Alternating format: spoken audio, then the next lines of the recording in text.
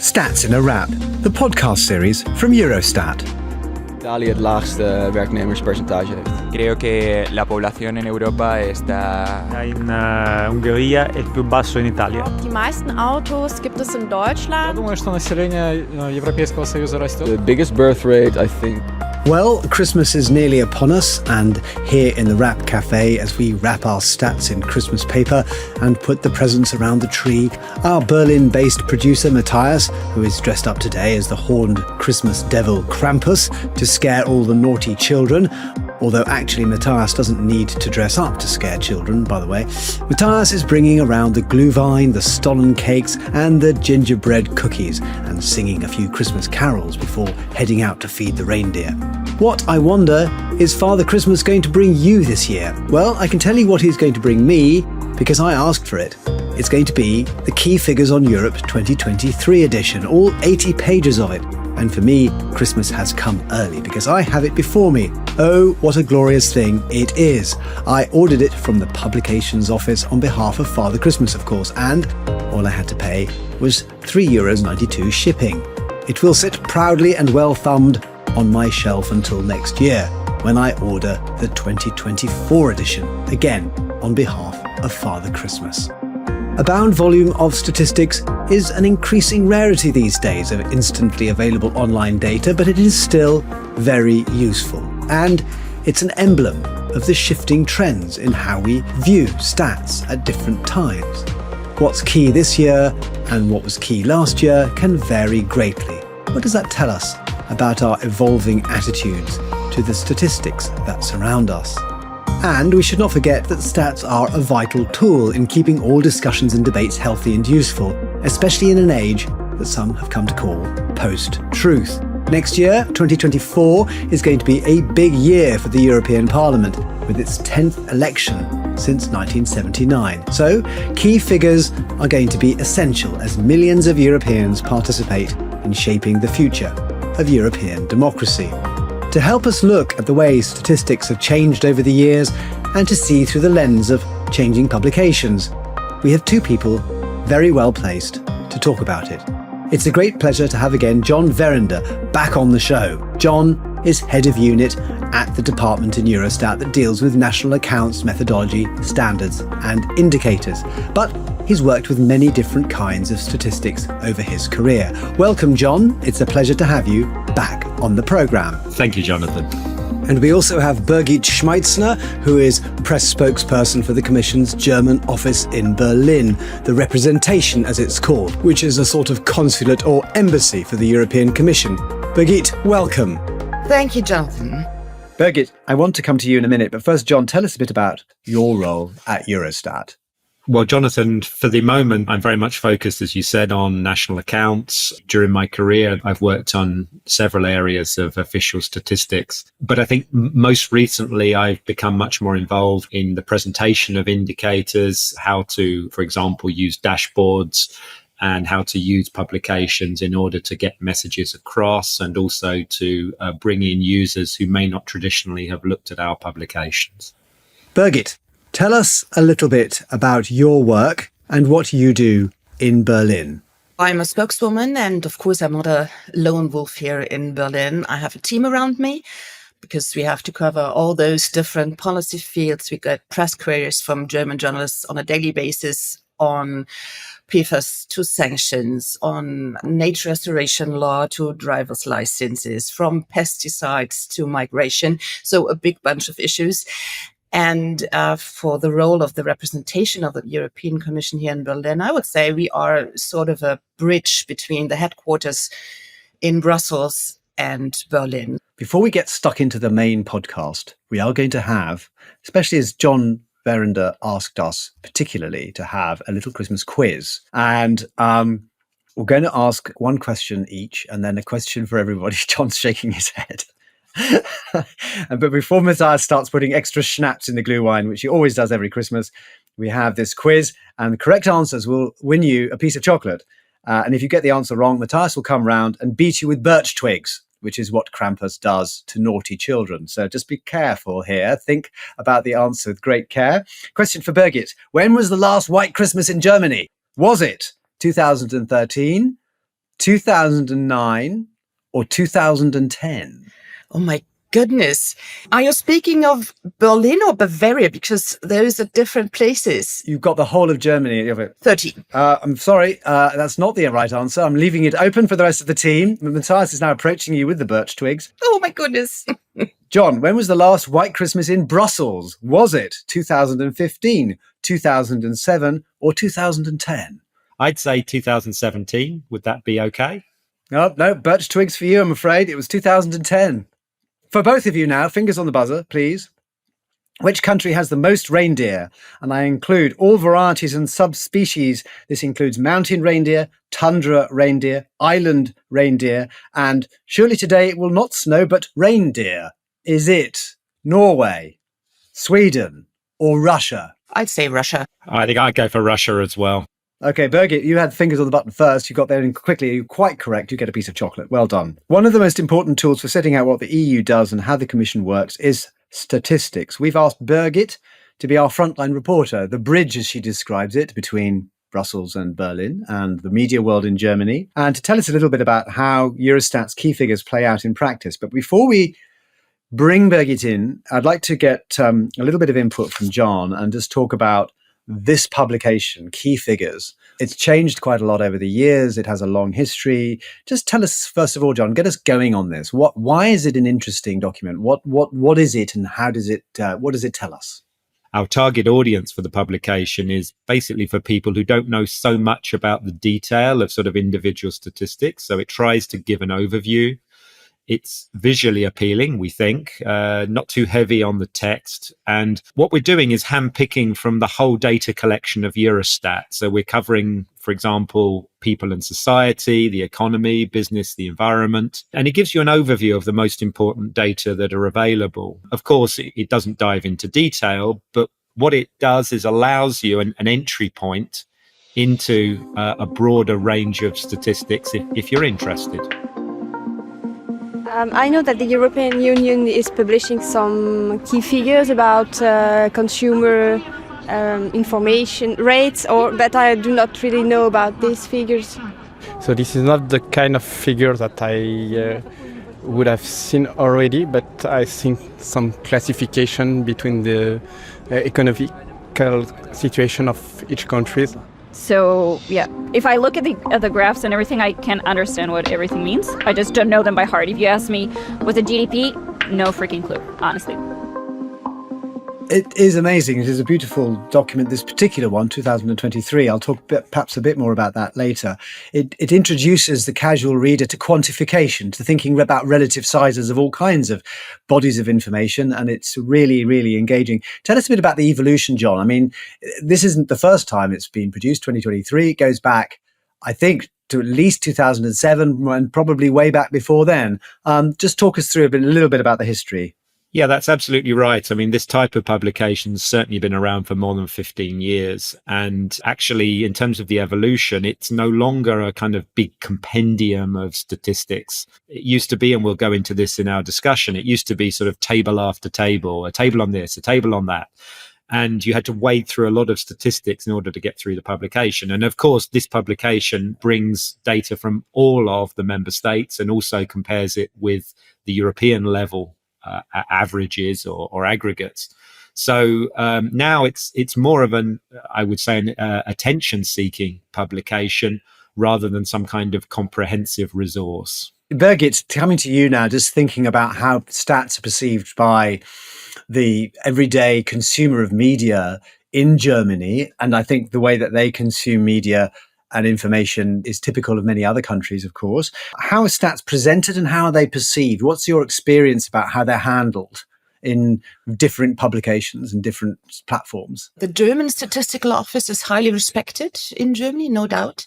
It's often mentioned in the media as a source, and I just checked their website to see what is being asked often at the moment. It's about inflation, skilled workers, fuel prices, Ukraine, gender, pay gap, nursing care, risk of poverty, those sort of things and issues. We, as a representation of the Commission, we are not so much into the German Statistical Office. We go to Eurostat, of course, because there we automatically get an overview of all those 27 member states. And then we take that data and facts from there and deliver an overview, but of course with a special focus on how Germany is performing. So front runner, just average, or even a low performer. And that's basically it. Key Figures is, of course, just an introduction to Eurostat's treasure trove of data. It's only the tip of an iceberg. John, what is the relationship between the publication and the stats available online? This type of publication is a gateway into a lot more information. It really depends on the users of the statistics. And the way that this would work would be every user would be interested in some basic key figures, some statistics. Some users will be satisfied with that. They'll be interested. They'll take note.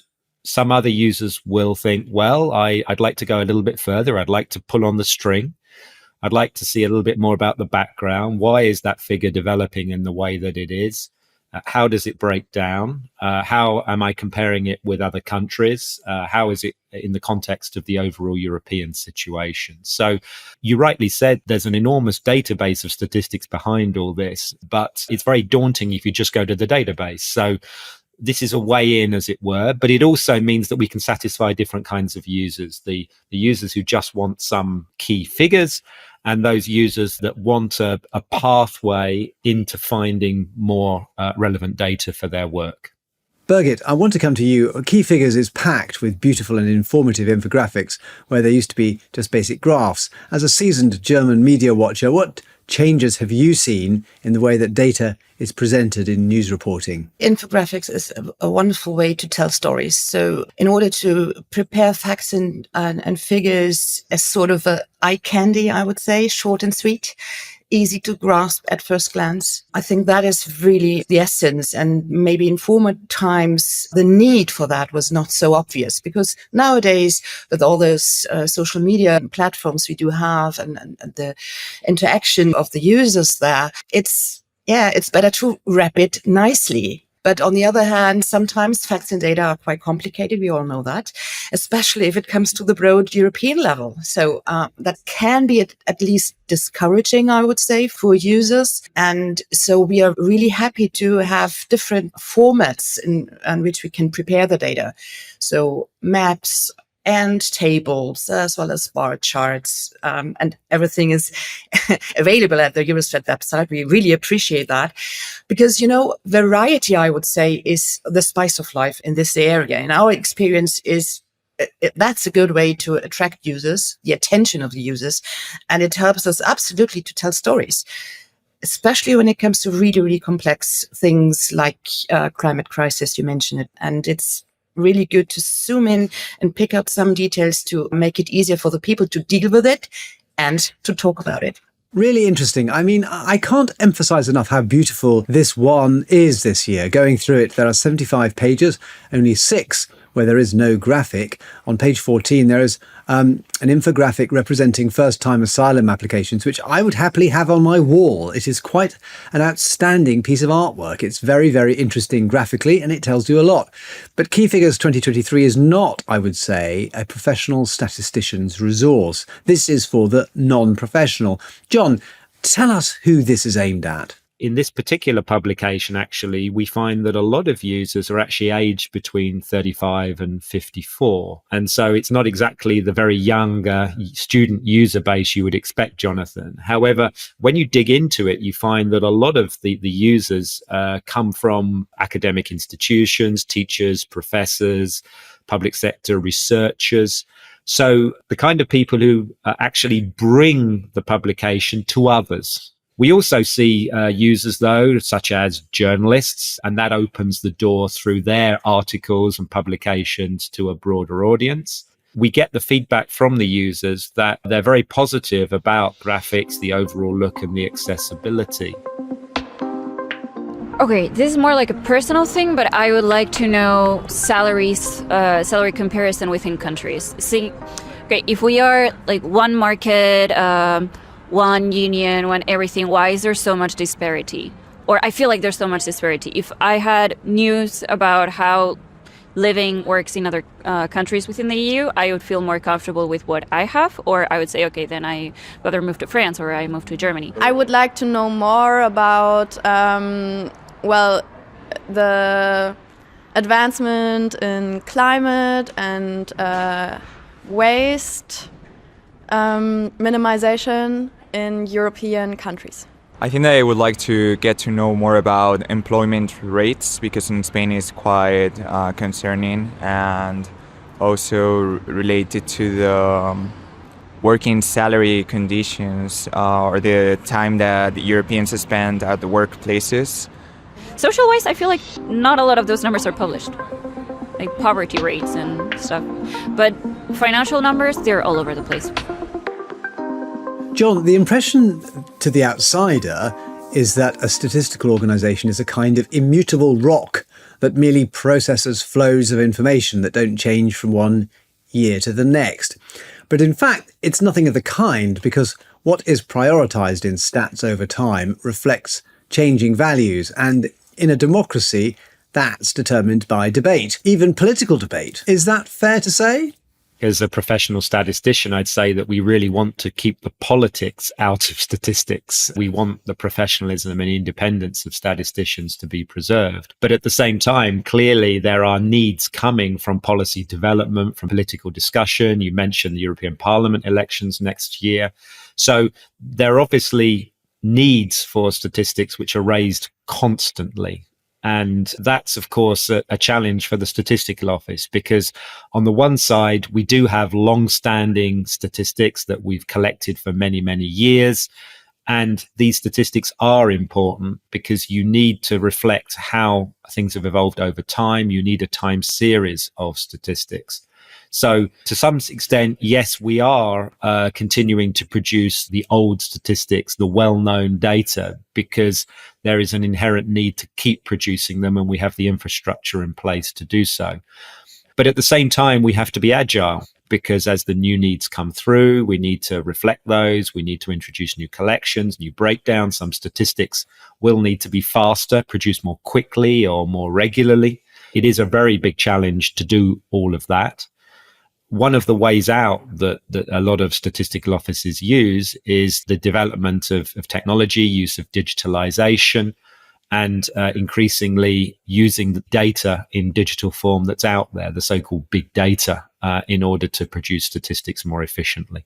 Birgit, a lot of information now reaches people via social media, and that specifically allows for short attention spans.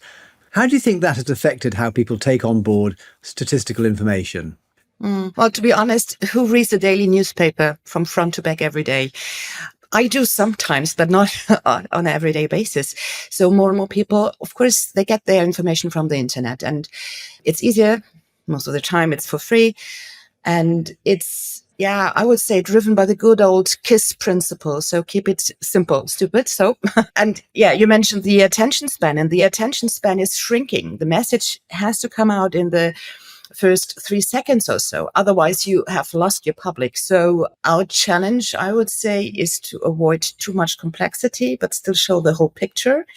And social media platforms are sometimes helpful because you can reach a lot of people there, and sometimes not very helpful because you can't tell the whole story. It's truly, I would say, a tightrope walk.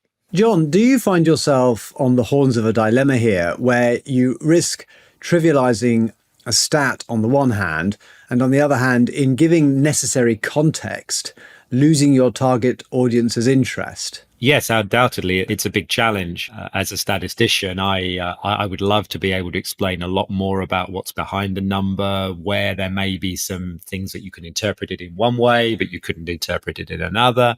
I may be saying, well, it doesn't include this aspect yet, but it will. So I would like to explain a lot more. But if you've only got one shot, you've got 3 seconds and you've got one figure, then you give the figure. And in that respect, this publication is, as we said earlier, a gateway into that. There are some users who don't want to hear about all that complexity. They want to see, is the number going up? Is it going down? And they think through what the consequences are for them. The idea of this publication is to say, well, you can have that if you wish, But if you want to know a little bit more about where it comes from, here's where you can go to find out.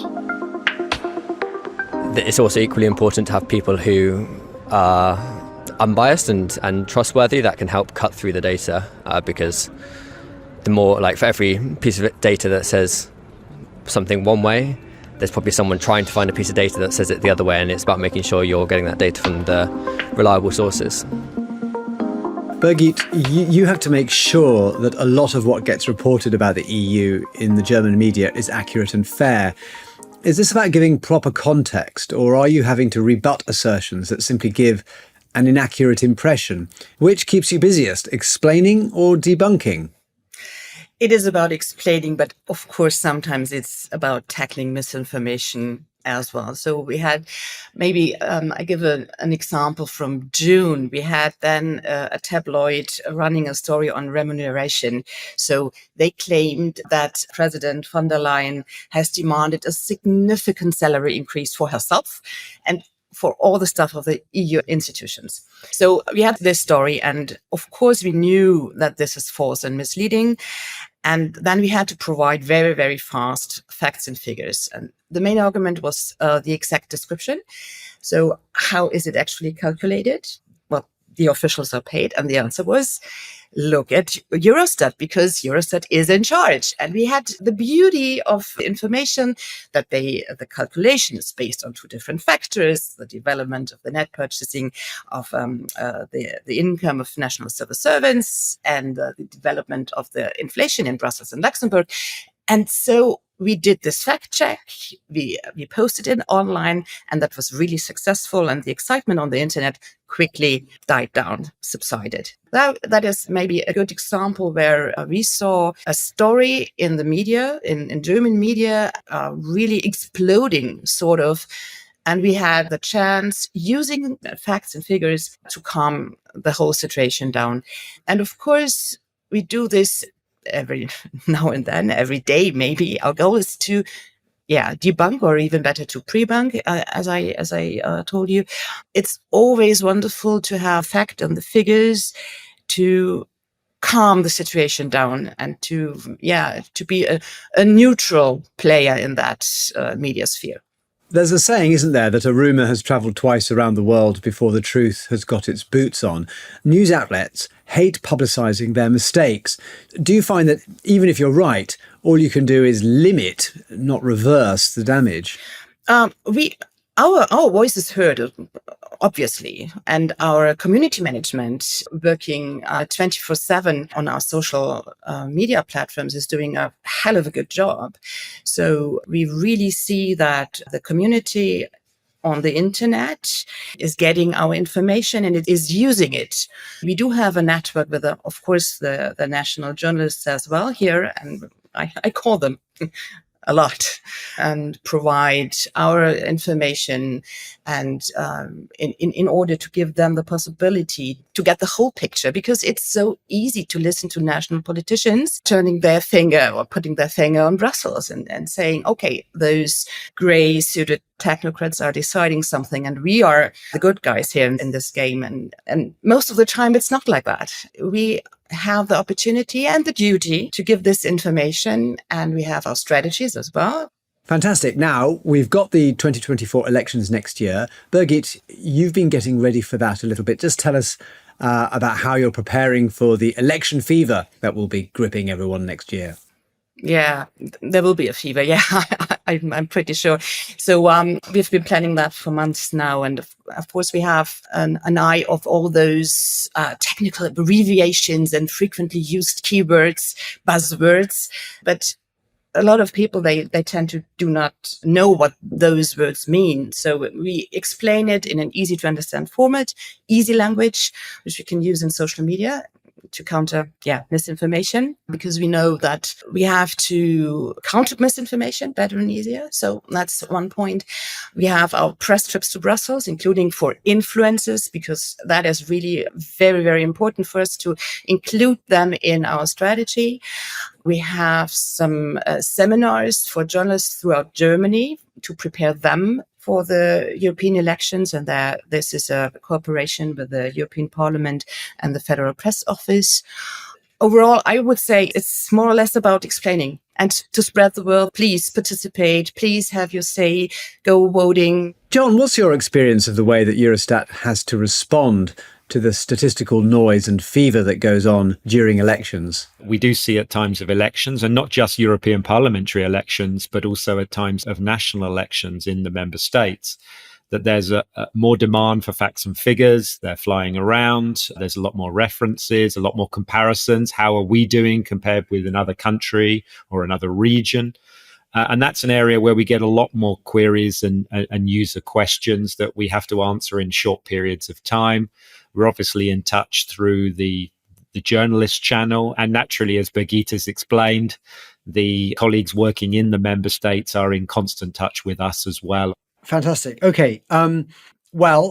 Sadly, we've run out of time on this very special Christmas edition. Huge thanks to our wonderful guests for their amazing insight and depth of knowledge and the variety of perspectives that we've been introduced to in this podcast. It's been fantastic. I'd like to say, first of all, thank you very much to John Verrinder at Eurostat. John, thank you very much for joining us today. Thank you, Jonathan, and Merry Christmas to everybody. Merry Christmas to you too, and Merry Christmas to you, Birgit. Birgit Schmeitzner, the European Commission office in Berlin. Birgit, thank you so much for joining us today. Oh, thank you for having me, and Merry Christmas to all of you.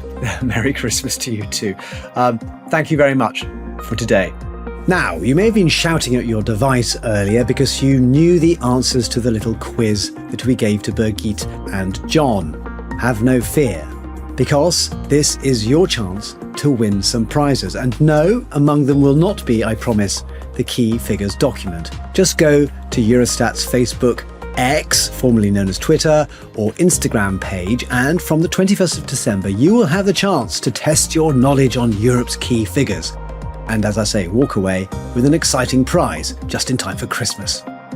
And if you've enjoyed the show, don't forget to share with friends and colleagues, where Stats in a Wrap can be found on Spotify, Apple, Google, and all the usual places. And if you'd like to know more about the subjects discussed today, just search Stats in a Wrap Eurostat. And of course, join us for the next episode when the Wrap Cafe will be dishing up more flavoursome insights. Join us then to find out more. But for now, goodbye.